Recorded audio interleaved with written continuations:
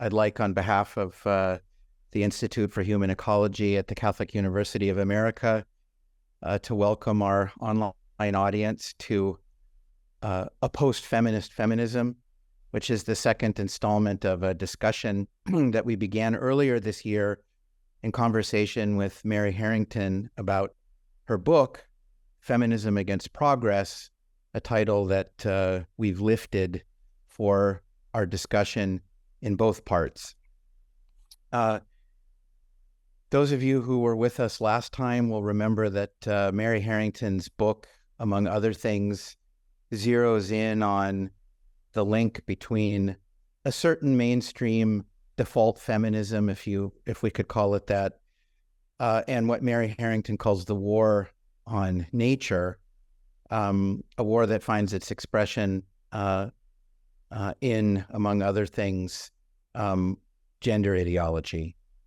And it's here that we'll pick up the thread today by starting with, although not limiting ourselves to, an account of the current moment in which thinkers like Mary Harrington, but also like our panelists today, are taking a kind of critical look at what I've called the default feminism, and certainly at gender ideology, but doing so with a desire, I think, to understand, to heal, to transcend, rather than simply to refute.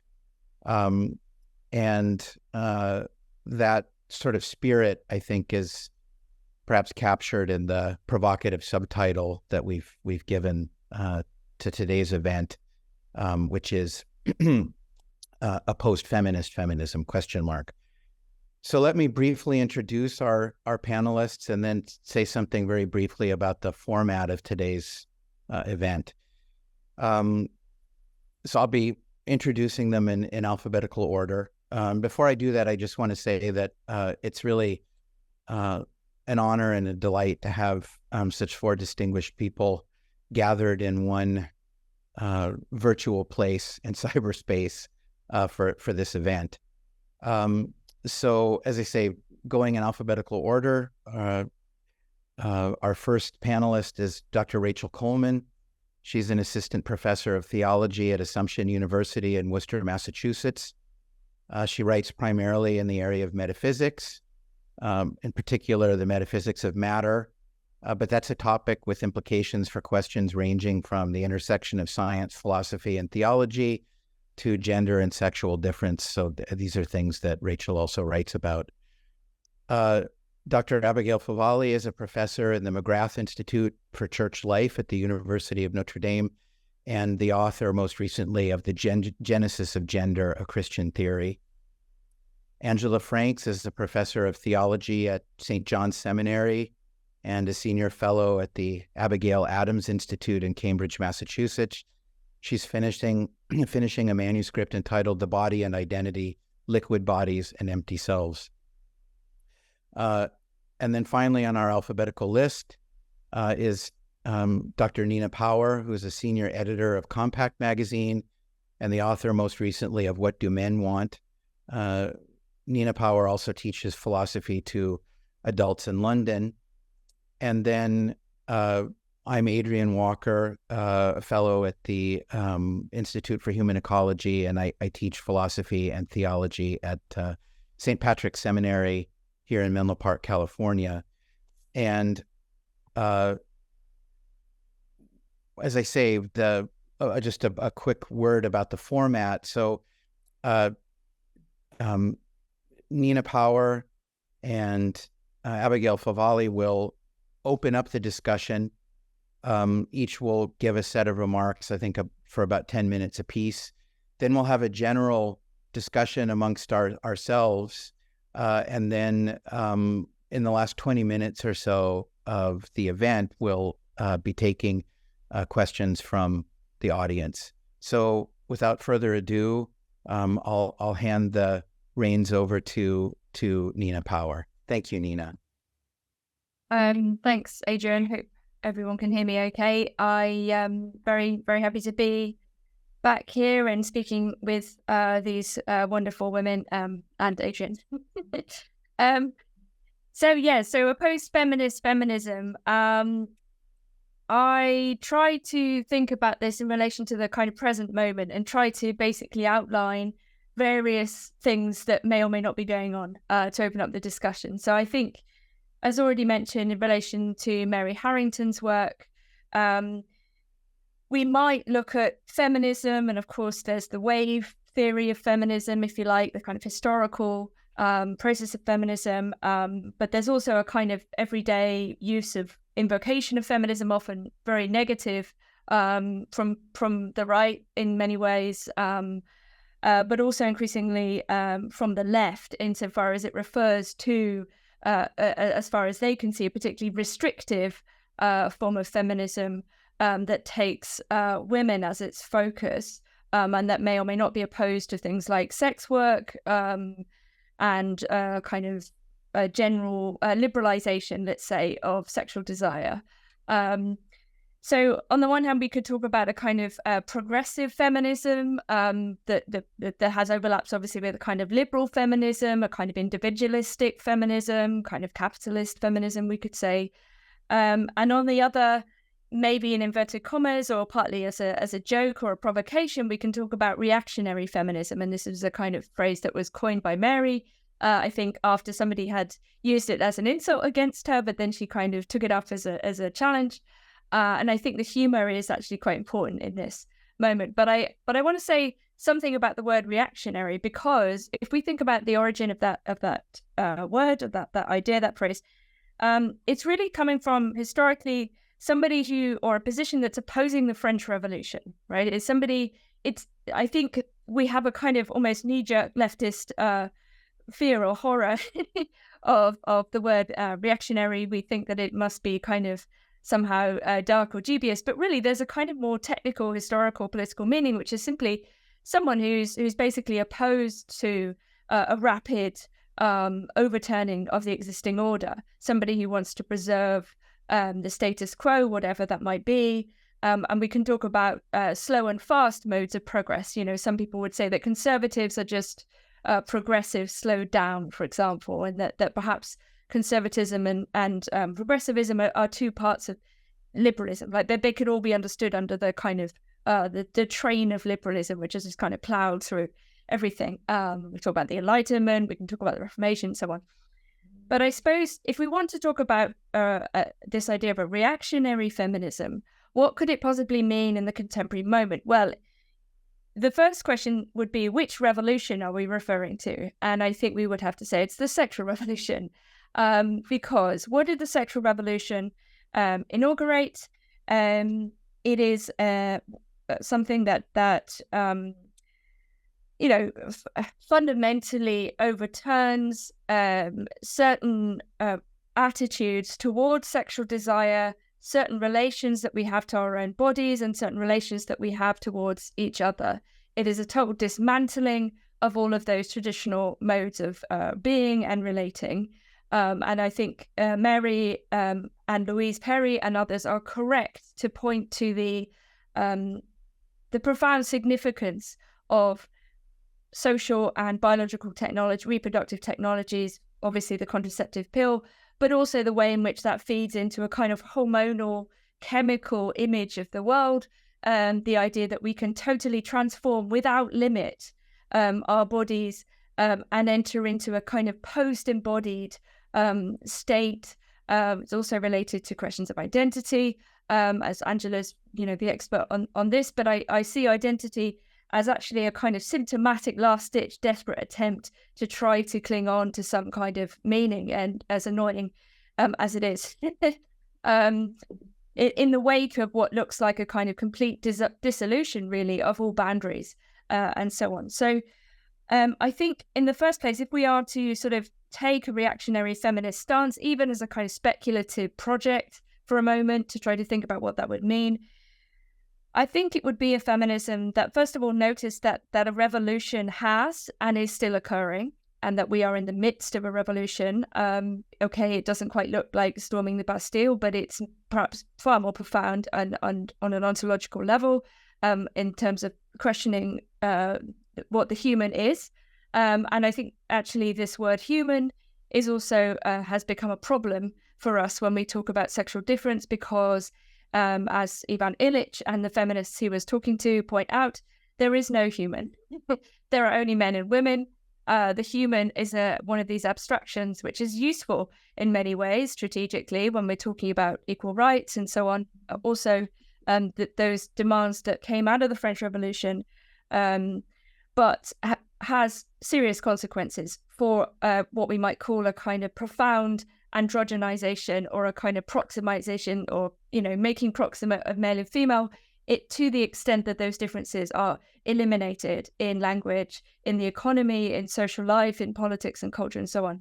Right? This is a very, very complicated point, because the first wave and the second wave of Western feminism, as we might understand it, in a way did strategically invoke various modes of universalism and I would say strategic proximity and similarity, whether it was Wollstonecraft invoking moral capacity and saying, well, both men and women have moral capacity, why then do they not both have political capacity, and extending the argument from the moral to the political.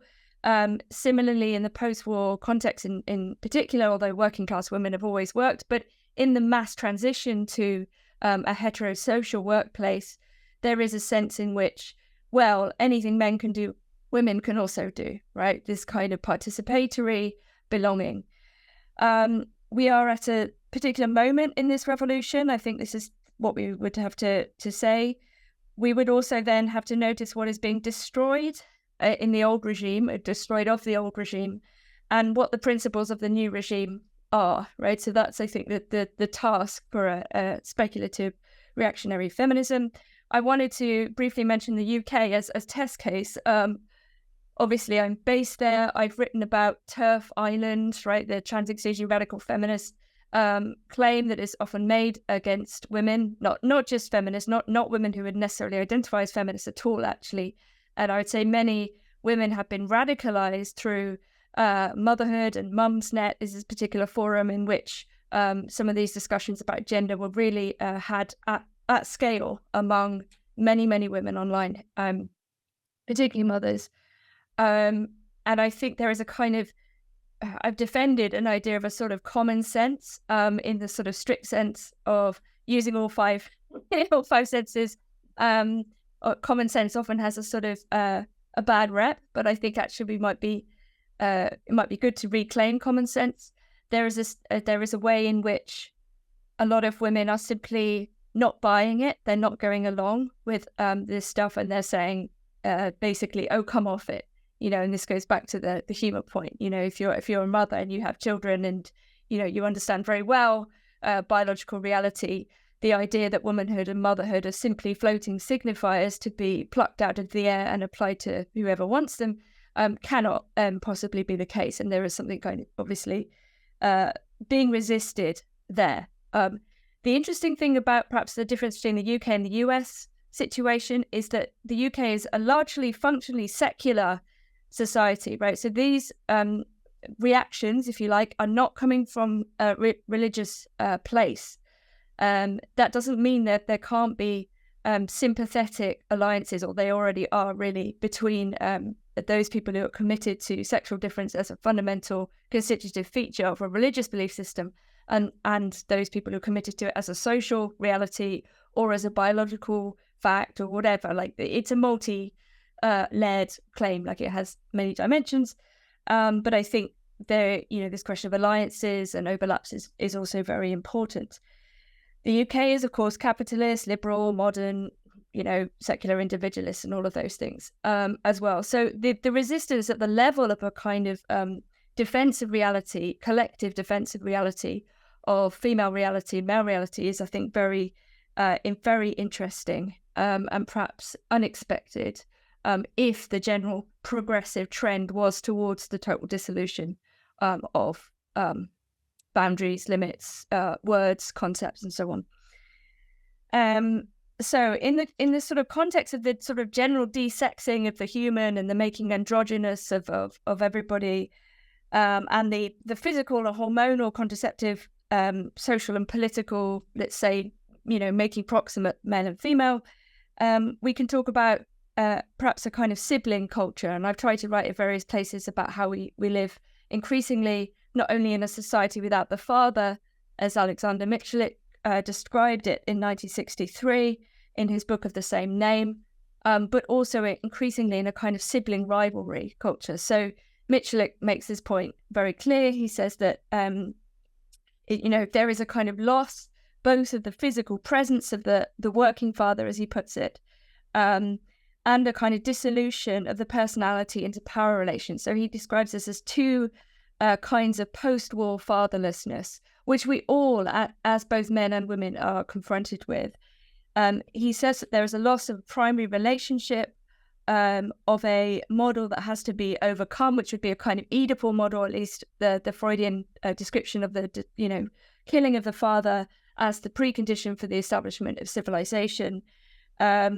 And that he says that the condition of our societies of our time has basically shifted from Oedipal rivalry to sibling envy, so that there has been a kind of horizontal collapse into an increasingly infantile, fatherless siblingness, right?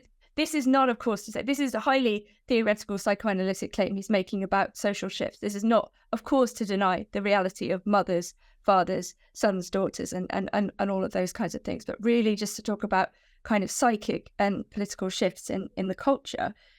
He says that the fatherless and increasingly also motherless child grows up into an adult with no visible master, exercises anonymous functions, and is guided by anonymous functions.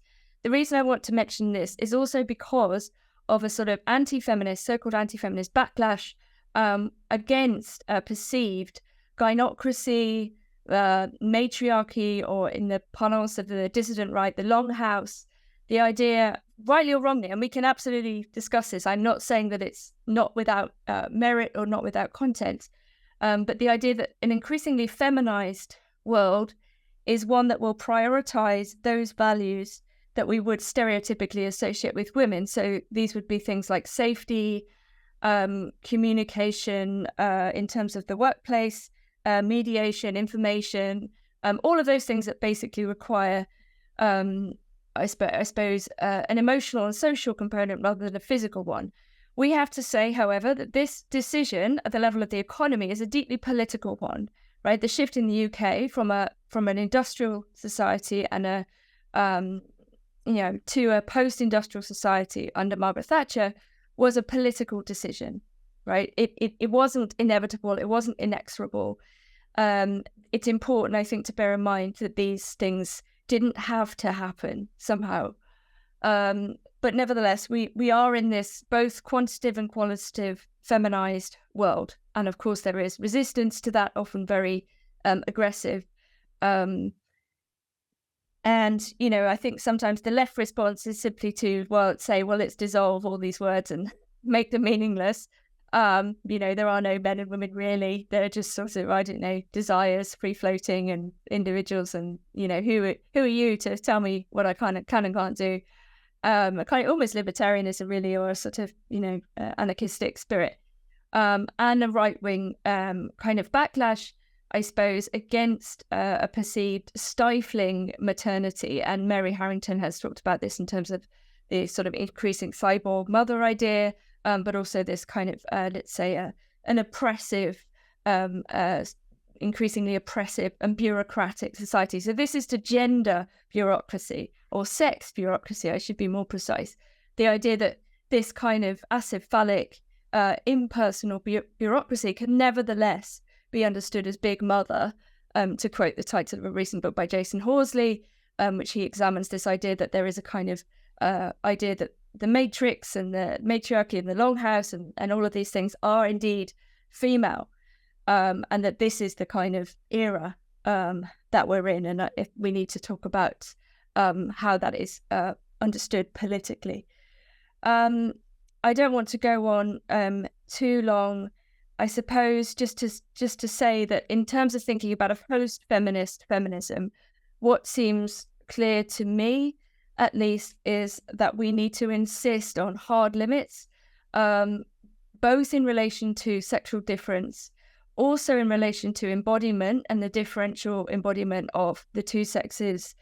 We need to preserve and fight for the preservation of words and concepts, particularly around motherhood, but also to positively claim social roles such as daughter, mother, sister, and so on, and to reinsert those social roles back into a broader understanding of human virtue and value, because the sexual revolution and the revolution that stems from that is a kind of relentless dissolution of those concepts, and then a reclaiming, an inversion of them, actually, in the reclamation of them by people with often extremely malign intent.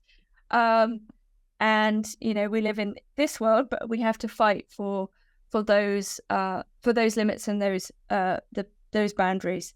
And I think also this involves a discussion about the public and the private, the secular and the religious, the profane and the sacred, and also strong resistance to the erosion of this at a practical level, which is to say an opposition to surrogacy and the destruction of the mother and the parent-child bond, and the exploitation of women, and the psychic trauma that we are saving up for children who are born to women who are not their mother. I mean, we are creating monstrous situations for people who have not, who do not deserve it.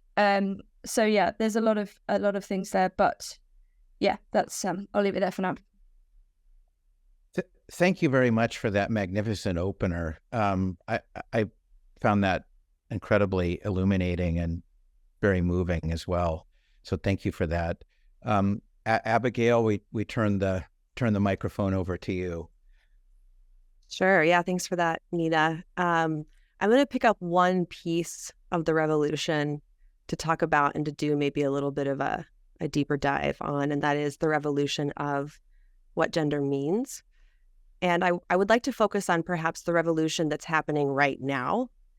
In my book, The Genesis of Gender, I kind of trace the conceptual development of gender, and I kind of start to get into what the last act or the latest act of that ongoing revolution, but not in depth. And so that's something I've been thinking a lot about. And I think we're kind of in the midst of a pretty significant shift that's probably already happened, and we're just beginning to really realize some of the downstream effects of that. So first, the prior kind of order, which is really I'll characterize as the Judith Butler order. So in the early 1990s, Judith Butler's work ushered in a new conceptual regime when it comes to gender. And this was not necessarily a break from the prior regime of second wave feminism, but a continuation that was pushing its logic to a new extreme. But this was the era of the social construct, right? So gender is a social construct. Sex is a social construct. Everything's a social construct. So all that we perceive as real, as knowable, is ultimately a social and linguistic fabrication that we mistakenly read and can even experience to be real. So in this view, subjective experience is actually kind of suspect. It's already always refracted through cultural scripts and categories, right? So we might be able to play with these categories to mess with them, but we can never really be free from them. So society and social power is the great demiurge, and we're pretty powerless to resist it, right? That's kind of the early Butler regime. So she had, I think, in her earlier work, a pretty pessimistic view, or maybe an overly determined view of social power. So social power really is like a determining force. So to put it really simply, feminist theory in the mode of the 90s Butler saw gender as something extrinsic, right? Even though we might internalize it and experience it as trinsic, that's just illusory. It's extrinsic. It's artificial because it is kind of created, a social script. And it's also oppressive. It's something that we want to throw off, to mess with, to deconstruct, right? And again, while we might internalize some of these social categories and reenact them subconsciously, the experience of gender as something innate is ultimately an illusion, right? So that's kind of the social constructionist view.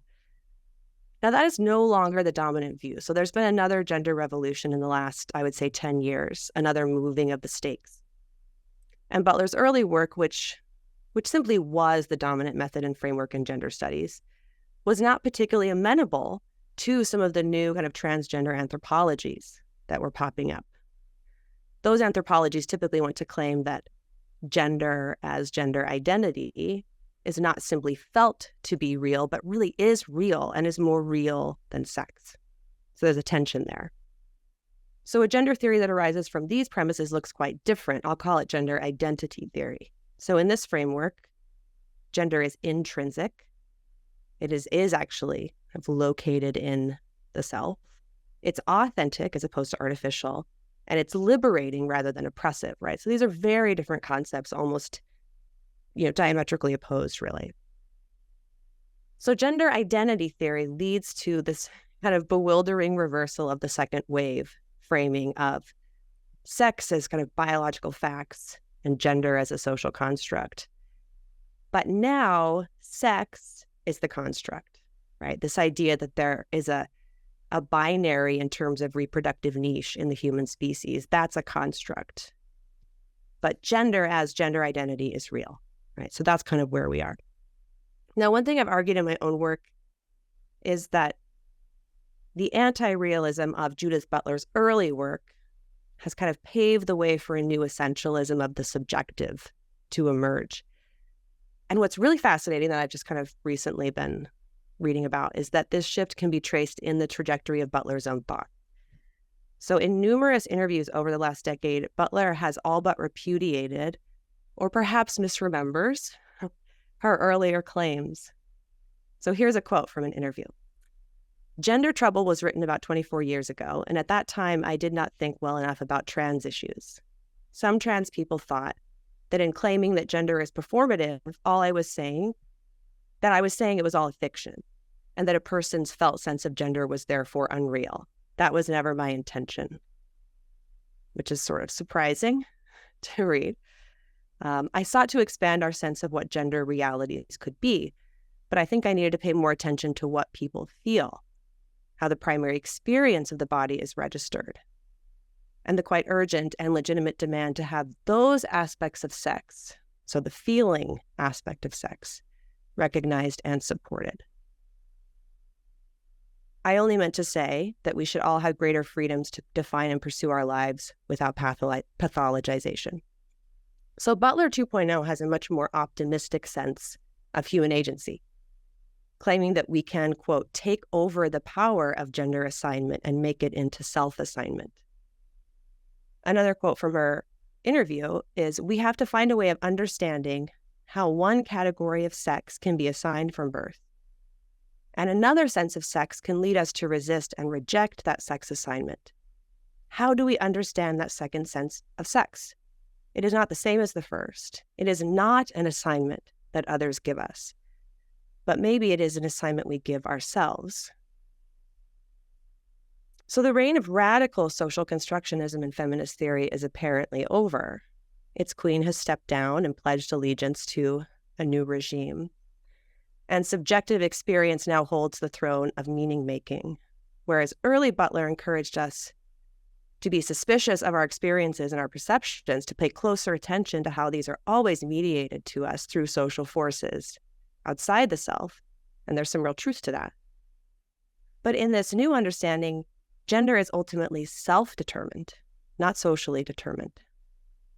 We end up with an inconsistent application of the social construct trope, so the sex assigned at birth is still a construct, but underneath that assignment is another sense of sex that is somehow not socially inscribed.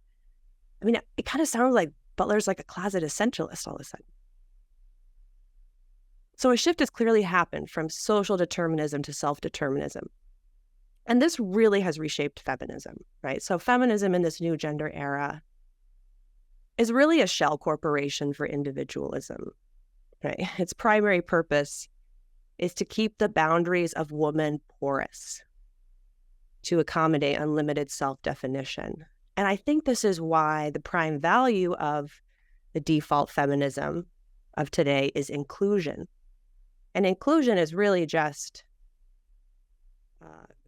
kind of code for keeping woman as a free-floating signifier, detached from the limiting principle of bodily sex. Because the more inclusive a category becomes, the more its boundaries are effaced and it really becomes meaningless. So I guess I will end that little analysis of a gender revolution of our moment to maybe end with a provocation, like what are some of the things that how should we respond in this moment? So one thought is to reclaim an exclusive understanding of woman, to be intentionally exclusive rather than inclusive. And I mean here conceptually, specifically. This is kind of what Nina was saying when she says to preserve words and concepts, right, that matter. And to also reclaim essentialism as a mode of feminist inquiry. And I should clarify that I mean here essentialism broadly in the way that it's used in feminist theory, not in like a strictly Aristotelian sense. So I mean a serious inquiry into woman at the level of nature and not just culture. So the only way feminism can move forward, I believe, in any meaningful sense, is to break its long-standing taboo against essentialism. And this taboo runs really deep. I encounter it when I dialogue with conservatives and progressive feminists alike. Almost any positive articulation of what woman is, and I don't mean just female, but woman, is met with suspicion and resistance. Now, since feminism has always been anti-essentialist, really, what I'm suggesting, I think, is a kind of post-feminist move. So if my analysis of our gender moment has any merit, I think there already is a certain kind of subjective essentialism that's already here, right? Woman as an internal experience. And gender identity theory makes a claim about the isness of a woman that is presumed to be foundational, right? A kind of essential characteristic or property, but it's disconnected from the reproductive organization of the body, right? So this new form of essentialism can only be met with, I think, a robust inquiry into the question of woman at the level of being that includes embodiment and generativity. Now, this does not mean accepting any and all simplistic accounts of woman's nature, but it does mean opening a question that has, for most of feminism's history, remained off the table. All right. That's all I got. Well, that's a lot. Yeah, that was really masterful, and I mean, both you and Nina have done a really great job of not only engaging with the question that's formulated in our title or subtitle, but also of sort of giving us a framework for approaching it. And it's a framework that is really helpful because it's really a philosophical framework in the sense that it doesn't just say, okay, there are these phenomena out there and we all know what they're like and how do we respond to them?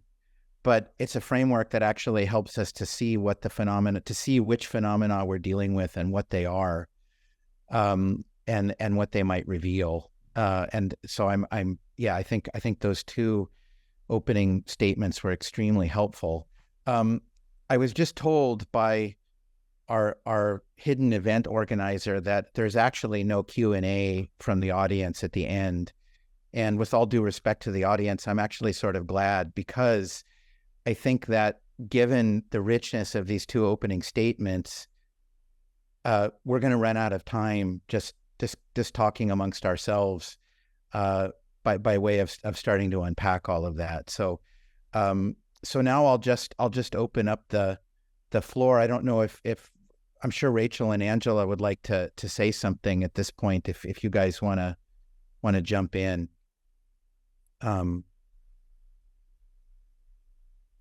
Or if Nina maybe wants to say something, if you guys want to wait for a sec, if you're still thinking, or it's up to you. No, that's fine. Yeah, I mean, thanks to you both. I guess just to get it out on the table, Abby, I mean, I sort of love that you said, we essentially need to be essential. I mean, I'm fine with that. But of course, right, like the fear, like one of the reasons feminism has, like essentialism has been like the sort of the sin of any kind of feminism for a long time is that, I mean, and you sort of headed this off at the pass already, but just to get us talking about it, is of course that was sort of women being weak and fragile and like that's sort of like the excuse to keep us sort of like barefoot in the kitchen or something like that, right? Like that's what essentialist, I mean, obviously very super oversimple version of the essentialist argument. And it seems to me part of the fear of any thoughtful person about essentialism we're starting to see that today in the kind of like anti-feminist backlashes, there's the kind of like tradwife phenomenon. There's the like, the manosphere phenomenon, right? There, which are, I mean, there's the repeal the 19th Amendment people, right? Like that kind of thing. And so there's this sort of like, it seems to me those people are kind of leaning into an essentialism as well. And I guess I just would love to get your thoughts, Debbie, but anybody else too on, right? How do we thread that needle? I really understand why people are very afraid to even say like, of course, I think men are this way and women are this way, right? So, yeah.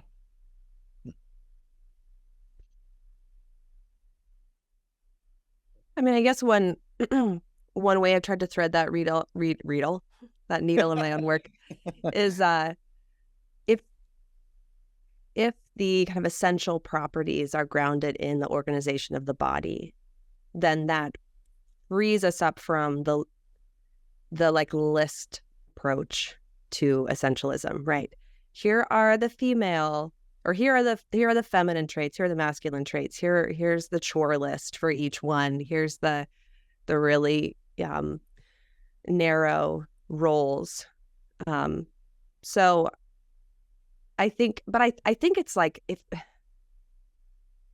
if we, I guess I kind of want to like roll it all back. Like I think feminism just sort of like rushed onto the scene without any kind of like careful consideration about what even is the subject of our inquiry and action, woman, right? And so that question was kind of punted because there was a lot of fear and suspicion about it.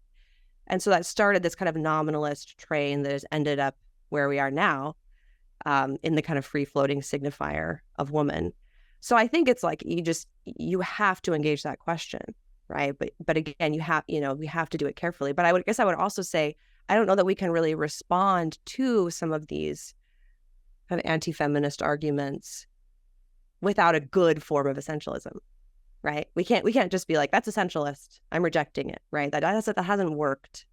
And I think that's probably because everyone kind of intuitively holds that there is a difference at the level of nature between men and women, right? So even our attempts to kind of dodge describing that,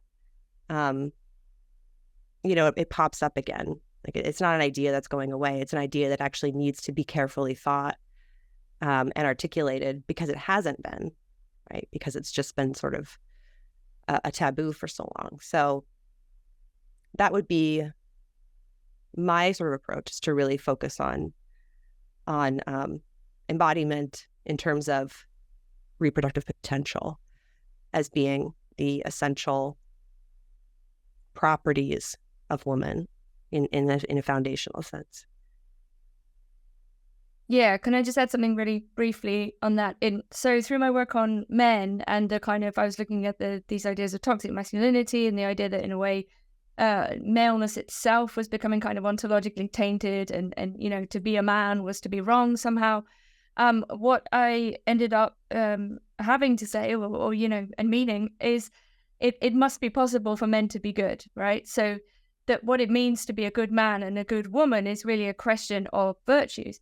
And it may be actually that the social playing out of essentialism is deeply tied, right? We can talk about natural law and so on, but tied to what it means in practice to be a good woman or a good man, which is to say what it means to be a virtuous man or a virtuous woman. And many of those virtues might be the same. Like, for example, in a married couple, we might say fidelity is a virtue. that both men and women can, equally practice and or patience or whatever. So there would be huge overlap in terms of what we would say, to fulfill one's role, right? But one's virtue is then tied to one's social role as a wife, as a mother, as a, or as a a spinster or whatever. It's like, so these are kind of to take it out of that realm of the decontextualized, universal, empty, anonymous, liberal subject, right? And to say, no, well, actually, we're always already not only embodied but also embedded, and we actually do have existing ties and duties and communities and so on, however much those have been deracinated and eroded. And this need not be a religious claim, but it could also be a religious claim as well, or feed into religious history and theology, and it need not be in tension in the way that I think sometimes, like Mary Daly, for example, ultimately turning away from the church as a patriarchal institution. But we can look also to Christianity, into the history of the West and the pre-Christian world as well, and the world of classical virtues and values, to understand what it is that our ancestors understood and we've forgotten. So I think there is an essentialism also at the level of social value and social virtue. This would require judgment, however. This would require saying that some ways of living are better than others. Not all desires are good, and in fact, desire is not the most important thing in the world. We used to understand that actually freedom was freedom from being dominated by desire. In the sense of having one's desires in balance, not the free and excessive expression of one's desire, because that leads to suffering, frankly. Yeah, I wonder too. I mean, I would love to hear everyone's thoughts on this, in sort of reclaiming essentialism, so to speak, especially as you said, Abby, in terms of a kind of reproductive organization or procreative organization, right, of each man and woman. It seems to me that in order for essentialism not to be a kind of boogeyman, or essentialism not to become the list that you were speaking about, Abby, we would have to, I think a prerequisite would be recognizing that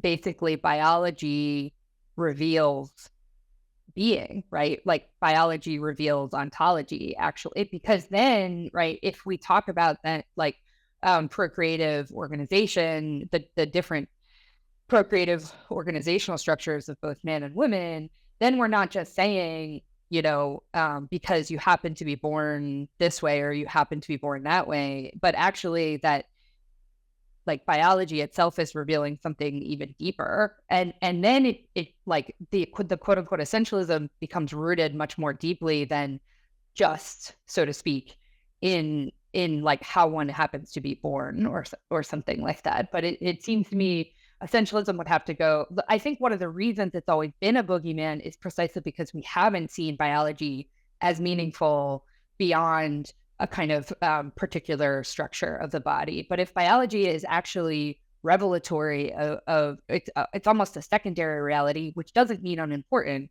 but it's a secondary reality which reveals the primary reality, then essentialism seems to make more sense to me. Mm-hmm. Yeah. You sound like Edith Stein right there. Just want to flag that. That's fine with me. Angela, I'll take that. Angela, were you going to jump in?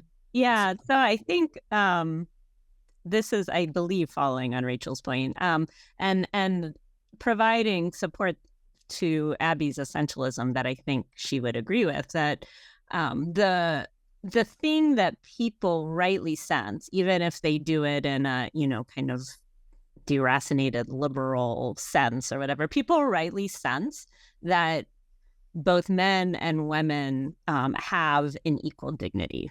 Now, obviously, that's not universal and not universal through history that people have sensed that. But today, people sense that, we want men and women and the level of dignity to be viewed with equality. And that, of course, is a contemporary opinion that's downstream from Christianity. That it's Christianity that first really argued that the people who are traditionally weak and poor and without rights are in fact created by God and saved by God equally. And so that reality, I think, is what people are afraid that, like, set aside kind of like a really radical feminist who's suspicious of any difference. But I think, like, just the ordinary person on the street senses that, we need to defend that as well. And so I've been starting to talk about inequality at the level of nature, at the level of human nature, which includes equal capacities for intellectual pursuits, but also for virtue, which is what follows from the ability to be rational, is that we're capable of really being virtuous. And so against somebody, like Rousseau, who says, well, there's really just these feminine virtues and they're very circumscribed and they're very particular. And I think that's a very typical misstep you especially see on the right, but I think you also see on the left, where, in the kind of diatribes against toxic masculinity that Nina's referring to, right? You also have this kind of Rousseauian sense that you've got these, like, very typical masculine and feminine virtues and vices.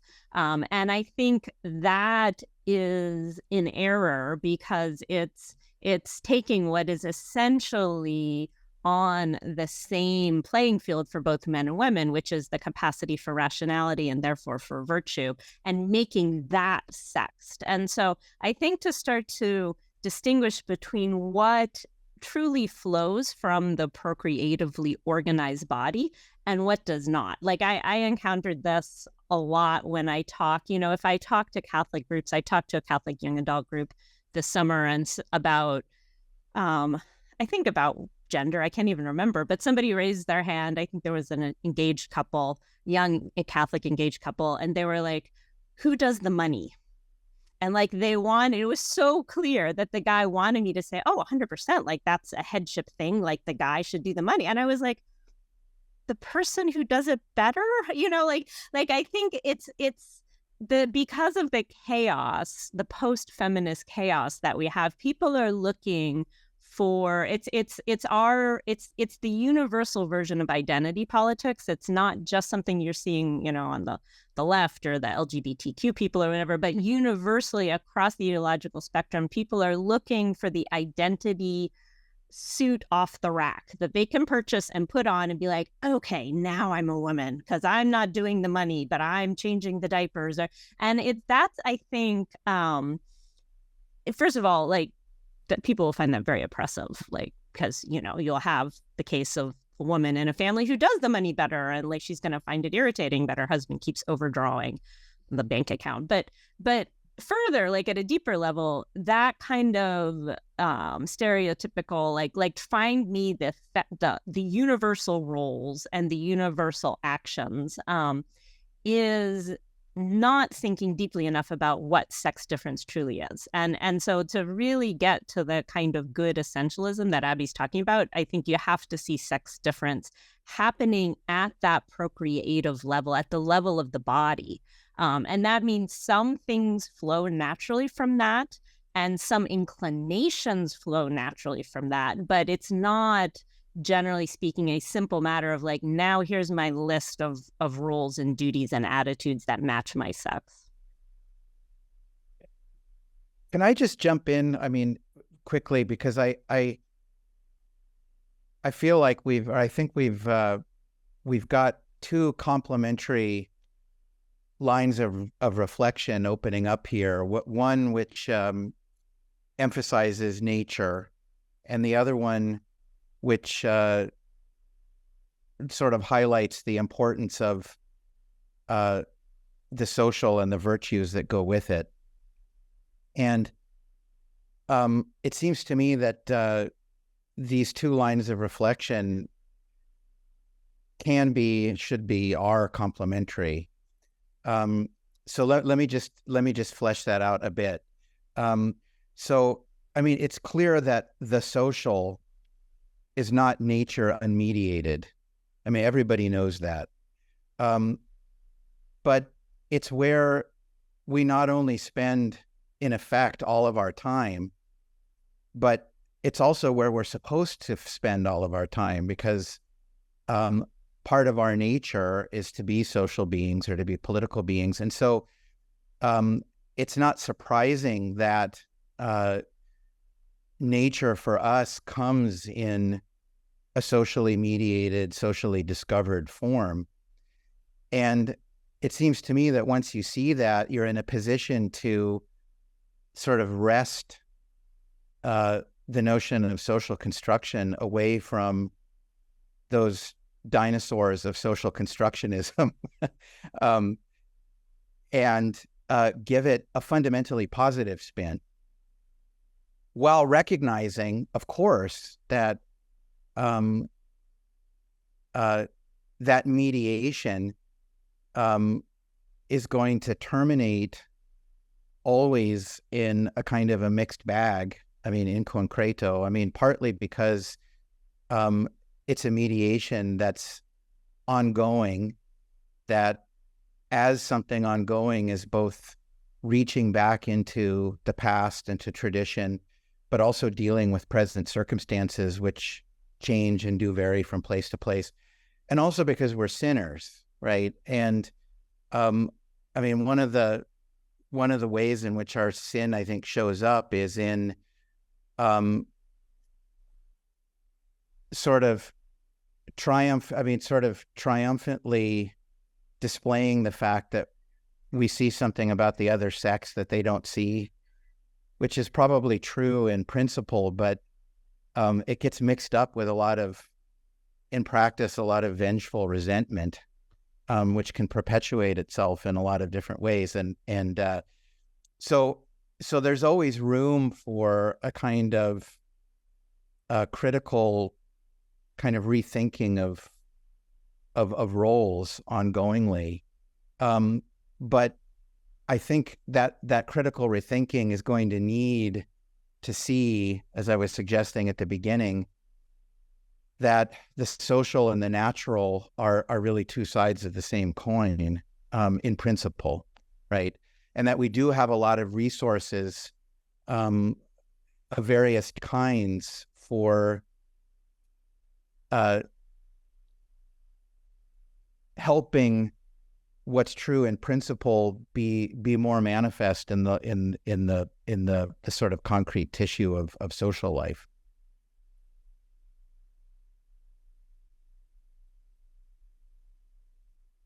Yeah, I mean, maybe just one useful term here would be, when thinking about the body, would be a kind of understanding of a generalized somatophobia, right? Fear of the body.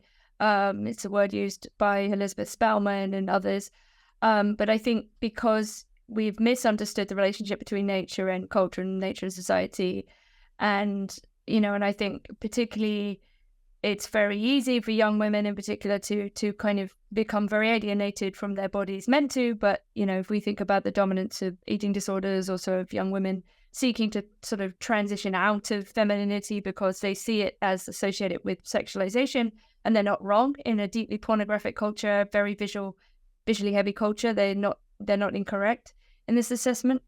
But the more we become this kind of virtual species, pressing towards this transhumanist future, the more we're alienated from our bodies, and we internalize a kind of suspicion and hatred. And I think it's very interesting when you read some of the second wave consciousness raising stuff, or the stuff around embodiment and the descriptions of menstruation and what it actually means to have a female body, and the way in which women talk about actually just accepting this, right? And actually even embracing it. Like the words, the way we frame what it is to be embodied is extraordinarily powerful in terms of how we then accept it or embrace it even, right? And there is this kind of, along with the dissolution of the concepts, a kind of, increasing and concomitant somatophobia, like fear of the body, because it seems, especially the female body, increasingly at odds, not only with a sex on demand pornographic culture,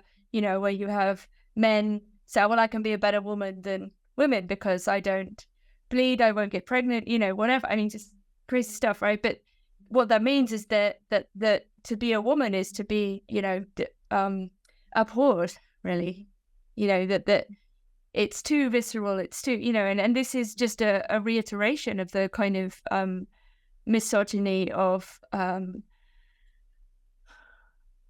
sort of division between men, women, rational thought, and nature, and so on. And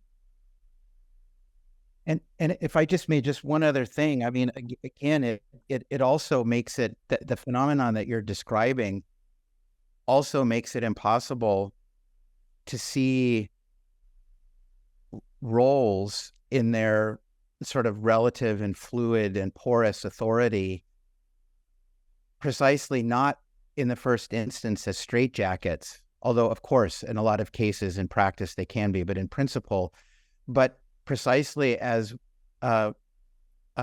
like trellises that young plants can grow up on into a kind of straight form that enables them to sort of unfold into the sunlight, right? And that's why the thing you were saying about virtues is so crucial, that it precisely, it's not about a straitjacket, it's about multiple ways of being present as men or women that do justice to what it means to be a man, what it means to be a woman, that do justice to one another, and that also do justice to young people, so that they actually have something to grow into that enables them to become agents, that enables them to become fully rational beings, and so on. So, I mean, I think the somatophobia and a certain kind of dismissal of the social as kind of like basically a hostile audience that has to be won over by my absolute assertions of identity, that those two things are actually two sides of the same coin again. Anyway, so sorry for talking so much. I mean, I'm abusing my moderator's role here. I mean, it seems No, like... go ahead, Abby, sorry. Just a quick thought. It seems like the kind of robust account of nature, both human nature, but also human nature as sexual differentiated, if it's done well, it can draw all of these things together, right? Because humans are social beings. Our nature is to be formed through nurture, right? We are mimetic. We're made to be influenced by our society and to participate in kind of making meaning in a cultural sense. But that's not to the exclusion of the fact that we also come with givens, with limits. We have an animal nature as well, right? So there's a spiritual nature, right? So I feel like if all of the kind of, as I'm listening to us talk, it seems like the way things are going off the rails in our society is that we're letting go of things that should be kind of held together, and that could be in like a fully articulated account of a man and woman as human, but also as sexed. Mm-hmm. Mm-hmm. Yeah, I mean, I was going to build on the same point, Abby. I was just thinking, to your point, Adrian, about, right, like social and nature being sort of two sides of the same coin. It's just interesting that once we let go of the fact that, like, the social, I mean, to use the language I was using before, the social is revelatory of anything, that the social is actually meaningful. It seems like the biology went straight with that, actually. So it's sort of like a negative confirmation of the points that you were making. But I just had never thought of it like quite so tightly connected that way before. But yeah, like as soon as we let go of the fact that the social was meaningful at all, biology went straight with it. As well, biology is meaningful of anything, like about our own being or about being in general. And so, once you sort of start like just using the kind of acid of the sexual revolution of like nothing is meaningful, then it just keeps eating away. I keep wondering how it's going to eat away at like transgender anthropology in one way or another. It seems like it's coming. I don't know how. I can't predict that. But it just keeps eating away at everything. I mean, maybe one way of bringing the social and the natural together. So like, I think one of the problems that I encounter in seeing just in like people on both the left and the right struggling with what it means to be male and female is that people don't have a sense of how to norm social roles. Like we all accept that social roles are to some degree arbitrary because societies change. But we don't, but like, so it's easy to just say, well, they're just arbitrary, right? And that's kind of the early Butler, right? That like this, for whatever odd reason, we're normed to think that our genitalia have something to do with sex and being male or female. And so, you know, that's like this kind of oppressive social action. But to kind of, I mean, I think one really helpful way of thinking about it instead is to say, well, we can critique social roles for male and female if we ask, are they ordered toward helping a woman develop in the direction of being a virtuous mother, whether or not she actually is a mother? But are they, in other words, if we take the procreative seriously, like I think this is even more important for the man, you know, are our social norms for masculinity ordered toward virtuous fatherhood, which would also include being a virtuous husband, whether or not a person actually becomes a father. But I think that you know, is often understood that male aggression has to be tempered. And how does it have to be tempered? It has to be tempered in the direction of fidelity and of service, right? Instead of just power. And so I think it's, if we take the body seriously, then we can say our norms need to reflect the fact that the sex norms are aimed at developing virtuous mothers and virtuous fathers. You know, I'm sorry, I keep jumping in. I think that's fantastic, and it actually connects with something I was thinking about a minute ago, which is a line from Maximus the Confessor, but I mean, it's a thought you can find elsewhere, that nature is the seed of virtue. And the point is that the cultivation of that seed is both something that the individual is responsible for and something that a community participates in. And that community is diachronic and synchronic. So it's not just the people that are around you at the moment. It's the last 2 million years of human history. And the fact of the matter is that this conversation, this attempt to get a hold on these things and to sort of sift through the roles and purify them of the injustices that are just inevitably there is a conversation that we're always having in mediis rebus. And we have to get, and this is actually a lesson that I think is sort of delivered in a really beautiful way by Nina Power's book on what men want, that we have to get over the resentment that we're all going to have over the fact that we have to start the conversation in mediis rebus. I mean, we're not simply going to be able to step outside of it and reinvent human history and the human tradition, because the human tradition is a checkered past for sure, but it's also, in fact, where we get concretely our consciousness about the norms that are inscribed in nature, and also therefore the standards by which we're able to purify the currently existing roles of the injustice that it attaches to them. So in other words, we have to reckon with, I mean, if you want to talk human as a kind of universal thing, then this is one place to start. I mean, we're in the thick of it, like it or not, and we have to do it together. Can I just raise something sort of related to that? Maybe not, but it's sort of to do with the way in which sex itself has become sexualized. And I think this is really, really important, because I was very struck by Rachel's question about what comes next, right? So we've got this kind of Gnostic gendered soul and, my inner feeling and whatever. And like the idea of gender has sort of gone inside and it's no longer this social construct, but rather an inner feeling. And we could say, well, actually, I think what a lot of people are understanding more and more is that what is actually going on in a lot of cases is not an inner feeling about, oh, I'm really X.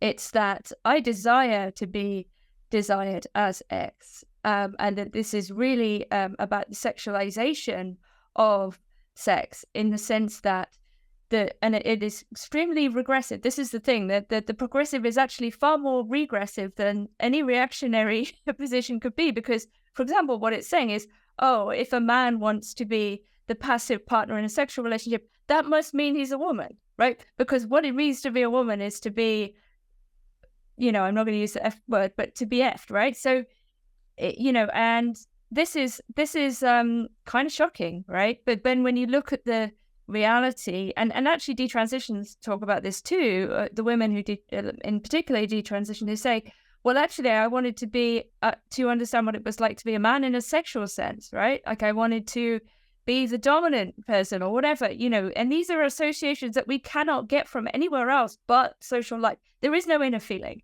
right? There is nothing outside of it. This is where the social constructivism thing actually does have a point, because all of our images and ideas do come from the world. There is no inner feeling that isn't mediated through, what we see, who we speak to, who we admire, who we want. Do you know what I mean? So, we are profoundly social. Our nature is mediated through the social constantly. But I think there's been a sleight of hand and a disingenuousness around this idea of the inner feeling. There can't be an inner feeling, right? One is a man or one is man or female. One has this body. One is this body. There is no understanding at the bodily level of what it is like to be the opposite sex. And this is a profound mystery that is actually also very beautiful. And this is to do with our complementarity at the kind of cosmic, ontological, and social sexual level.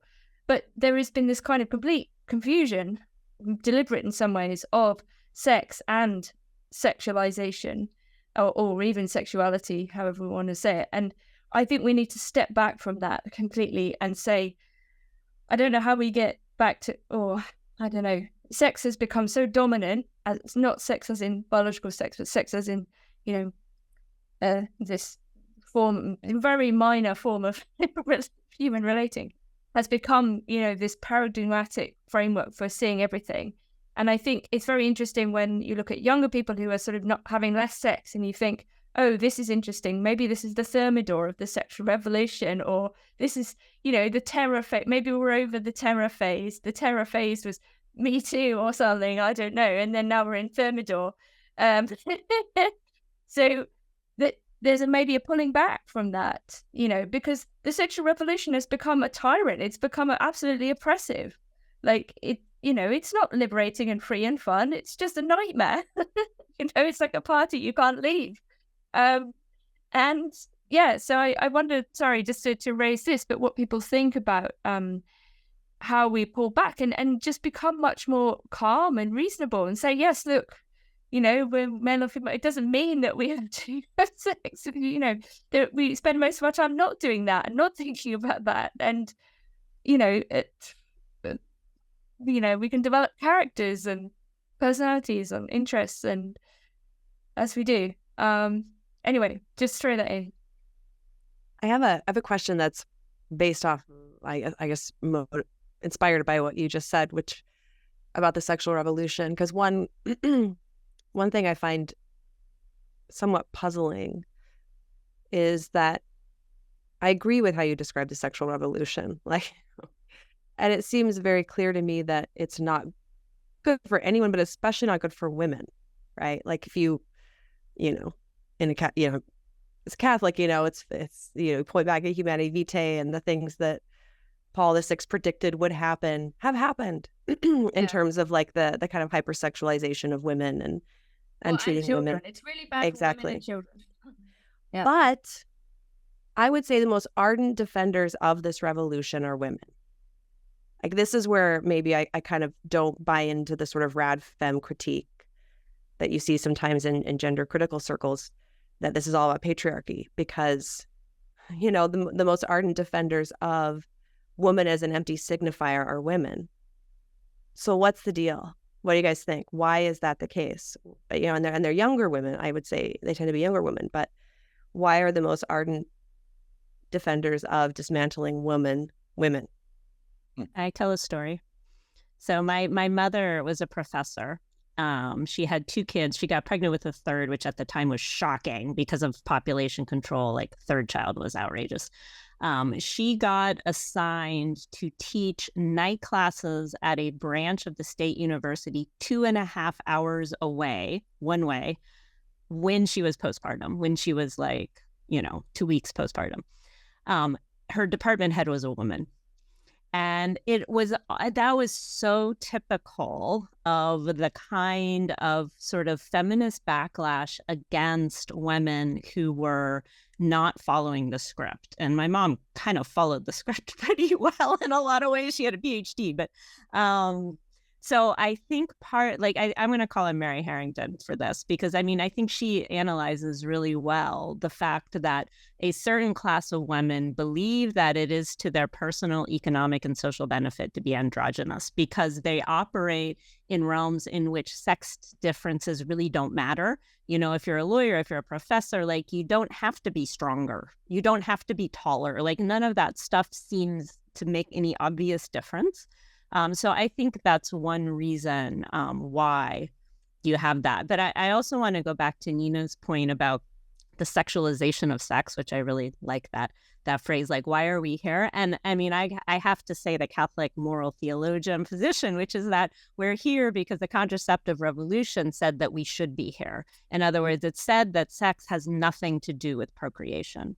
And so that's why you can have, somebody be trans who says, like, I totally feel like a woman, even though he's a man who can't possibly do the whole thing that is what separates women from men, which is the ability to carry a child. Like, so we've totally forgot or neutralized procreation technologically because of contraception. And so that's now affected our thinking about sex. And so what's sex about? It has to be about sexuality, about having sex, about the sexual revolution, about desire, because it absolutely cannot be about having children. And that's why I keep coming back to the procreative as the groundwork. If we're not talking about the procreative difference between men and women, then we just are going to get into inner feelings, which I think you see on the right as much as the left. It's like, I'm a trad wife. I really feel like a woman because I've made this house beautiful and because, like, I do all the dishes. And so am I a good enough woman yet? Right. And I think it's a distraction from kind of the core embodied difference, which the contraceptive revolution wants us to forget. I just, to kind of, this is not an answer to your question, Abby, but as soon as you asked it, I was thinking, I find a lot of hope in, like, there does seem to be movements with regard to, in fact, like, women's procreative capacity. And I mean that kind of in 2 directions, right? Number one, like midwifery and like doulas and sort of reclaiming birth and have it not be technologized, have it not be sort of medicalized on the one hand.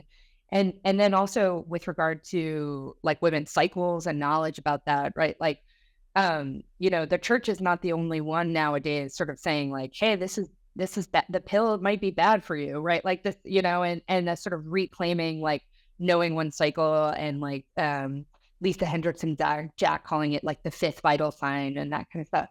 However, I also see in both of their circles, like midwives and doulas, for example, calling mothers birthing people, right? And also like calling us like cervix havers or like uterus havers or things like that, like with regard to like having the cycle. And so it's such a strange reality. On the one hand, there's this sort of reclaiming of our embodiment, it seems to me, that like is really hopeful. And I'm actually quite excited by, and yet on the other hand, it's precisely the women who are like calling other women, right, birthing people, or, so it's like almost like we are like ashamed to a certain extent. I mean, I do think also to point to marry. I think she's right about there being certain women of a socioeconomic status, but I also think there might be something about shame, about being embodied to a certain extent that's kind of within us that, again, like, I'm not like blaming on men. I just think it's like something about sin and how sin is kind of working itself out culturally right now. I just wonder about that.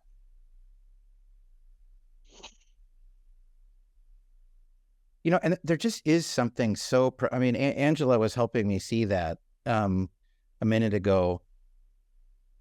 I mean, this is obvious what I'm about to say, but it just struck me with renewed force. I mean, there's something so profound about motherhood.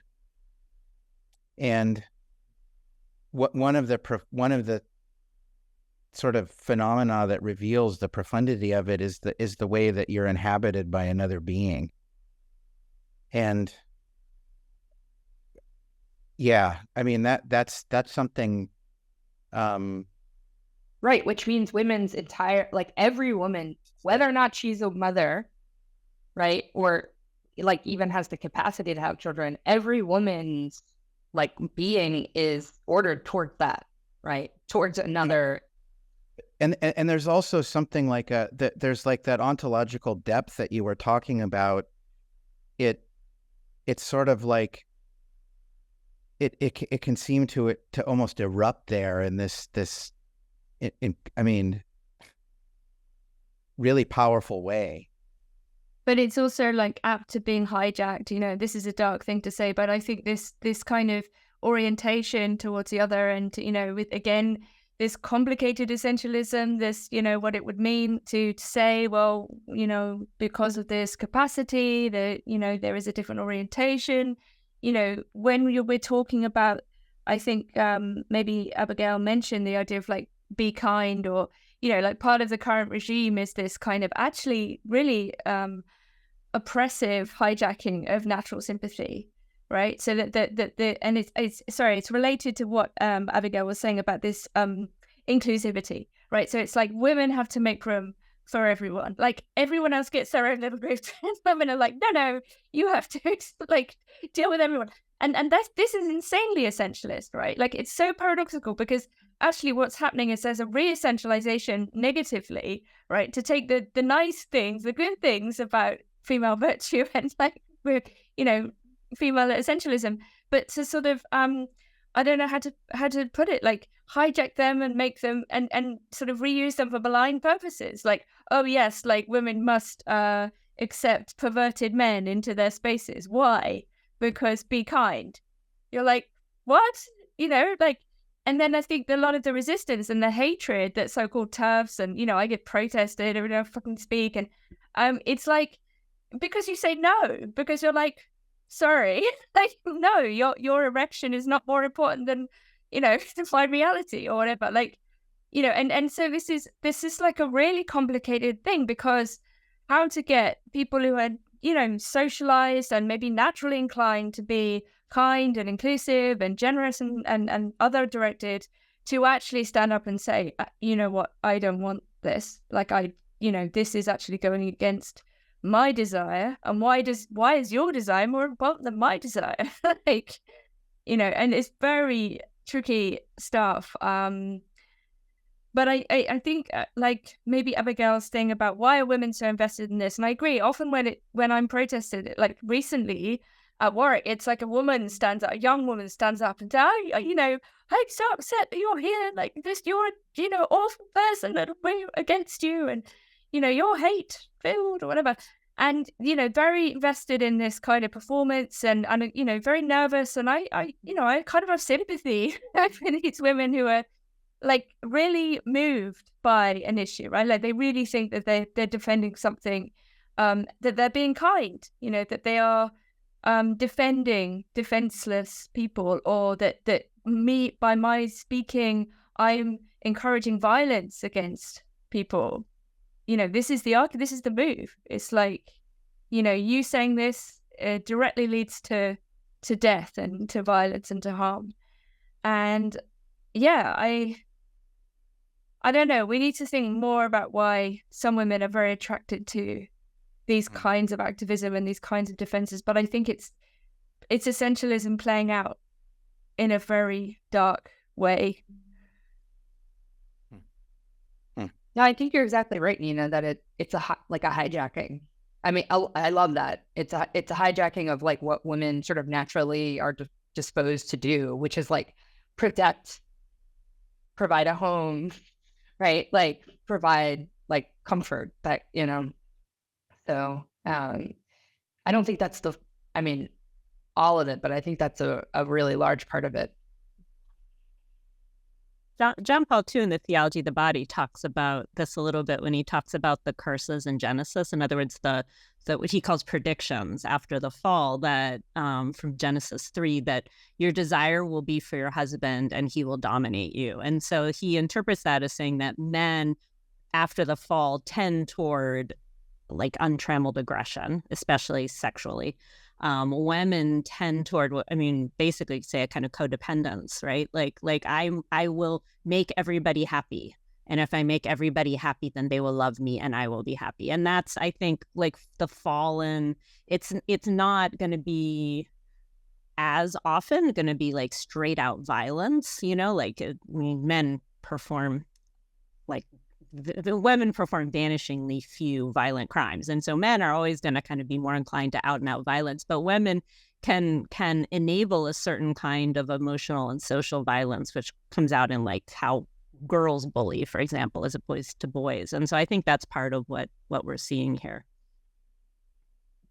I wonder, I feel like this has been like a little bit of a hidden thread throughout this whole conversation, but not necessarily hidden, but it's, again, just you mentioned original sin, Angela, and we had mentioned sin before, but, and again, like, as I understood your book, Nina, like part of it is just sort of saying like, listen, like we're never gonna like fully satisfy each other. And like, that's actually something like we need to come to terms with, basically. And I just wonder too, if like part of the conversation actually does need to be sin. I know, that sounds very old fashioned in some ways, but once you take sin off the table or, fault off the table, then you can never sort of point to something and be like, no, that's a twisted version of, of X, or that's a fallen version of Y, right? Like, and so then it's hard to sort of have serious conversations about nature when you, through community and through the social. You can't have conversations about nature through the social, or how the social reveals nature, because you can never sort of say like, that is wrong, right? Or that's a twisted version of it. And that makes it harder, I think, to talk about men and women, actually. Yeah, and that's sort of related to that, Rachel. I was just thinking, the thing about motherhood, or one of the things, is that it isn't just about the hospitality. It's also there's a kind of chthonic power to it, which can be terrifying, I think. And I think any sane culture will have set up hedges and taboos around it. But then, of course, not every sane culture is completely sane, and so a lot of those taboos will be mixed up with some dark things, that really are deeply unjust. But maybe that's part of it, right? Is to realize that we're dealing with something here. Not just motherhood, but the whole sexual difference. But we're sort of zeroing in on kind of motherhood.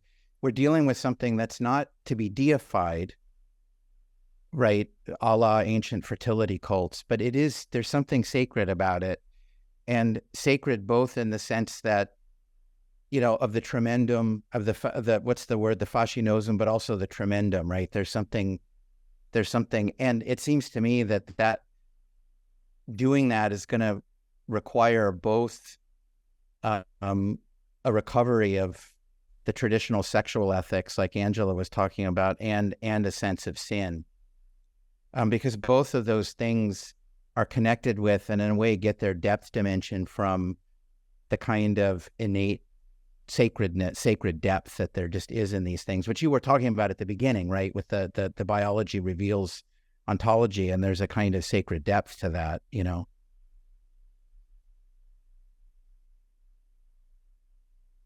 Yeah, I mean, it seems to me like, gosh, you just have to look at like the Oresteia to see that, right? Like there was a sense of like, I mean, the Furies are such a great example of this, right? Like there was a sense that it, yeah, that this was both sacred, but also, as you said, kind of terrifying. This like power that women have, right? Sacred, but also terrifying in some ways, and yeah, and that it could be used very poorly. So.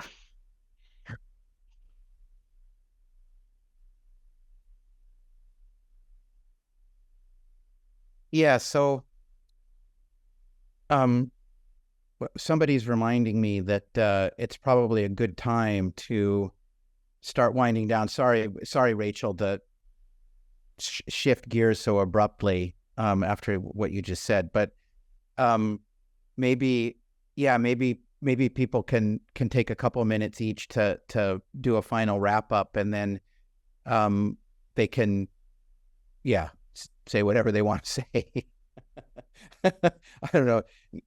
Should we just go back and should we just go in the order in which we started? I don't know if Nina, you want to start your wrap up. Yeah, sure. I mean, it's very interesting. I think that we're ending on a sort of discussion of sin, and maybe this would be like something to pursue, actually, like feminism and sin. Yeah.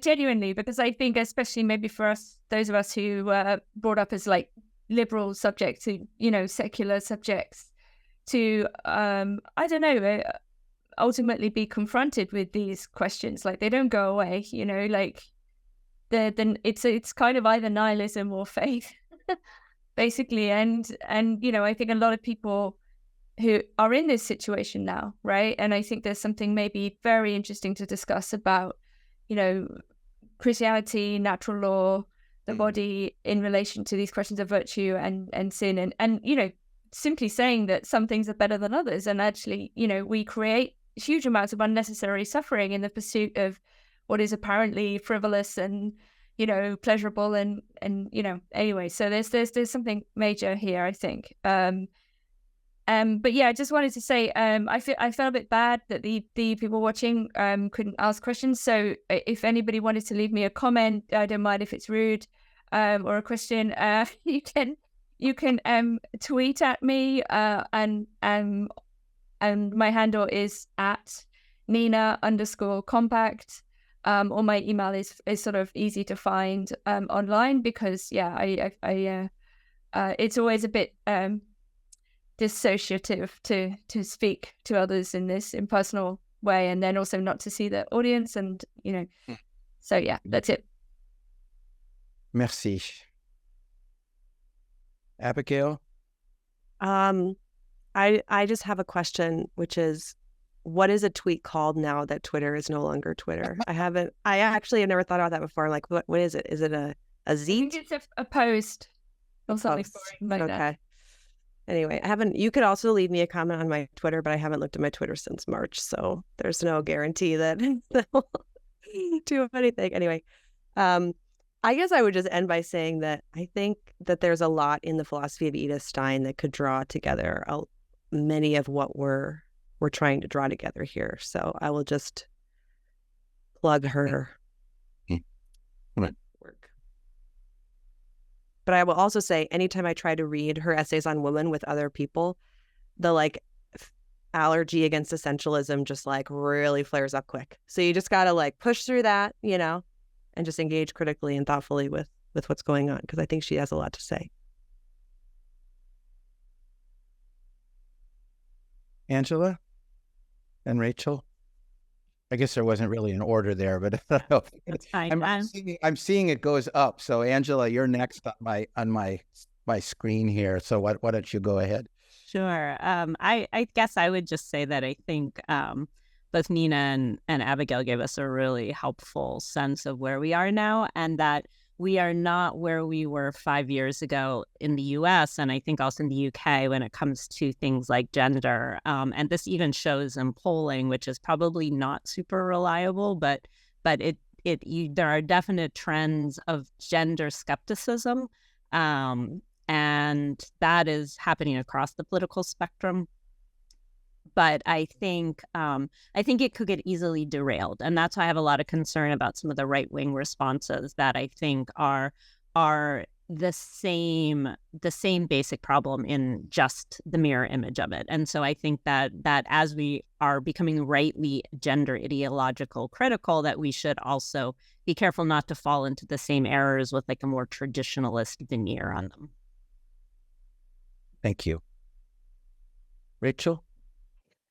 I'm scared to have the last-ish word. But first, I just want to thank everybody because this was, again, really helpful and illuminating conversation.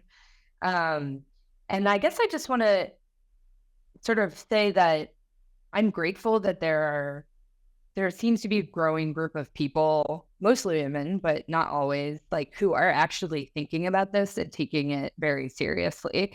Because I actually think that's the most important way to sort of handle or combat gender ideology, right? Rather than a kind of pendulum swing or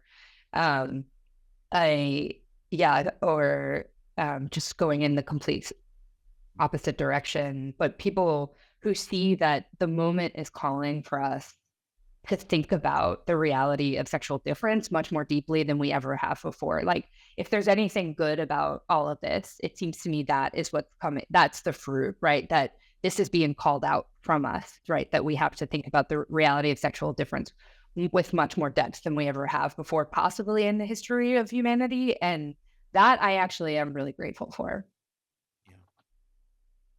No, this has been great. I mean, I'm really grateful for all of your taking the time to do this, and I mean, I feel like I've learned a lot. Just a couple of quick things. One, I think maybe we should think about taking up Nina's suggestion and doing a part 3 on those questions.